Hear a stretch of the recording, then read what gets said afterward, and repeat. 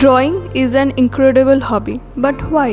আমি শালিনী, আপনারা দেখছেন imagination of an artist.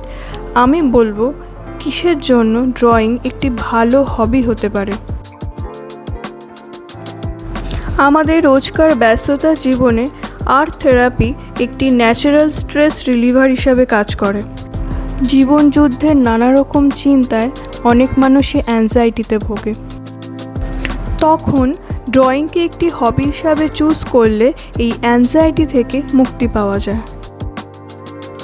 Drawing হলো এমন একটি সাধনা যা মনকে শান্ত করতে সাহায্য করে।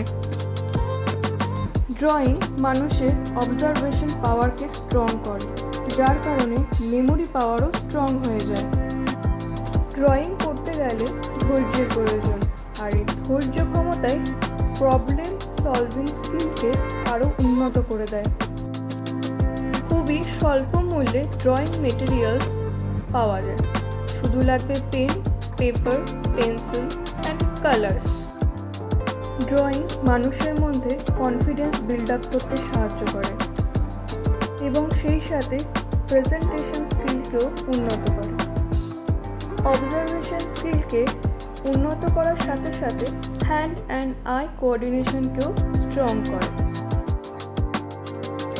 মানুষের মনের অনেক কমপ্লেক্স ইমোশনসকে ড্রয়িংয়ের মাধ্যমে ক্যানভাসে তুলে ধরা সম্ভব।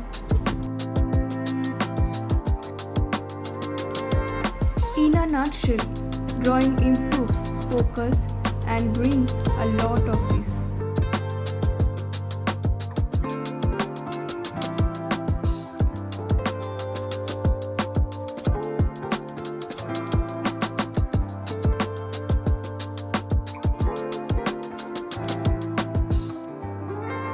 ভিডিওটি ভালো লেগে থাকলে লাইক করবেন, চ্যানেলটিকে সাবস্ক্রাইব করবেন। দেখা হচ্ছে পরের ভিডিওতে। Thank you.